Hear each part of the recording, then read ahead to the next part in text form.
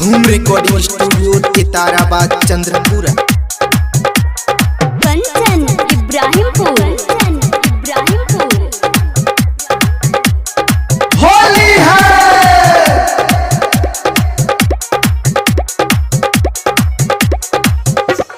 कहवा से तू अइलू हरनिया हमसे खेले होलिया।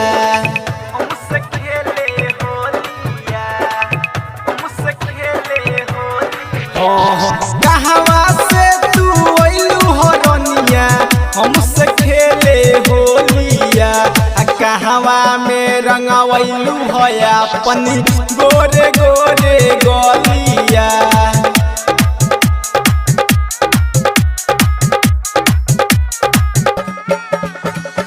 होली है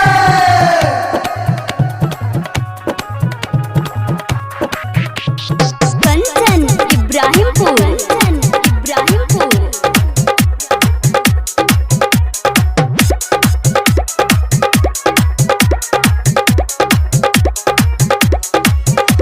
देवरिया से हम आइनी हम खेले तोहसे रजऊ होलिया।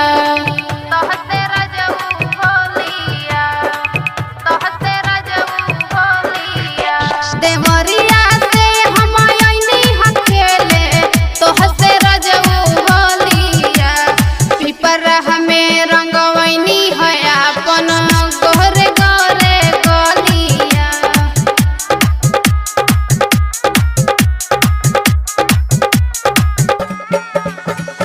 होली है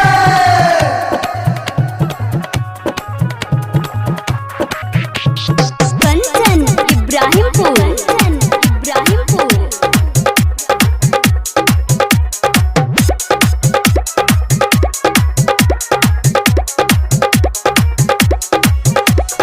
पिपरा में धके रंग दिहसन भूल जइबू देवहरिया।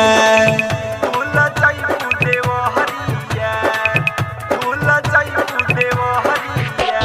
पिपरा में धके रंग दिहसन भूल जइबू देवहरिया।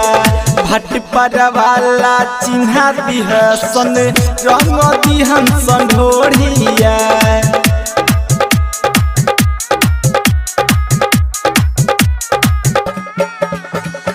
होली है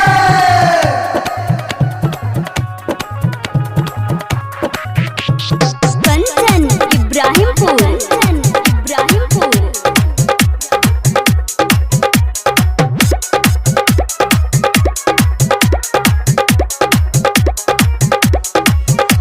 हो बंगला बखरी में हम खेलब खूबे जम के होलिया।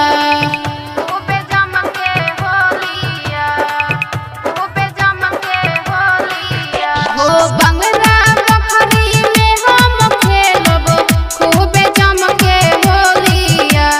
चाहे पिपरा वाला हो रंगी कही हमर ढोड़िया।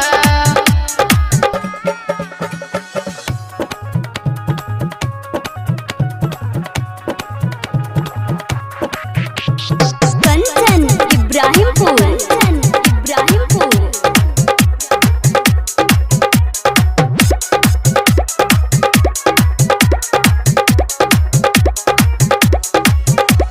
निकले सो भर्ती हो खेली तोहरा से होलिया। तोहरा से होलिया। तोहरा से होलिया। बेजुओ तारा ना हो खेली तोहरा से होलिया। पवन दीपक के भूल ना पैबू याद आई बोली।